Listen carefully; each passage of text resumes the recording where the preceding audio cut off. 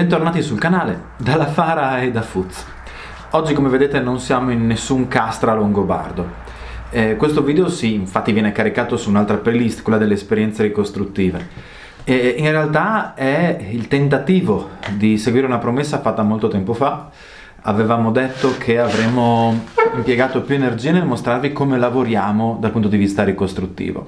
L'anno del Covid ovviamente ha fortemente limitato le possibilità di incontro fra i membri della Fara e le poche che abbiamo avuto sono state utilizzate principalmente per progetti che richiedono necessariamente più di un membro, ad esempio la ricostruzione della Grubenhaus nel bosco. Oggi vi mostriamo un piccolo esempio di quello che facciamo in queste circostanze, quando normalmente lo faremmo in gruppo, ma oggi ci sono di nuovo solo io, scusatemi, prima o poi vi prometto vedrete anche le facce, sentirete anche le voci degli altri.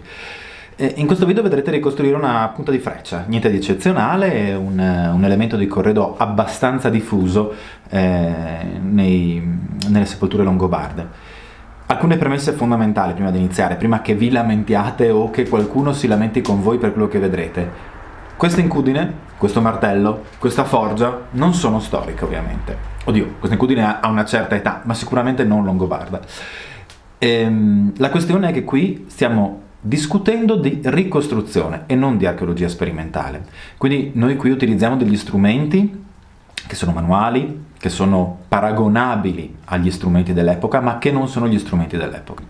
Quando ci incontrerete in accampamento, speriamo presto nel 2021 al di fuori dell'emergenza Covid, fate caso invece alle differenze tra quello che vedrete nei laboratori e quello che potrete vedere in accampamento. Bene, buona visione e speriamo di vederci presto nei Castra Longobardi e agli eventi. Mandi!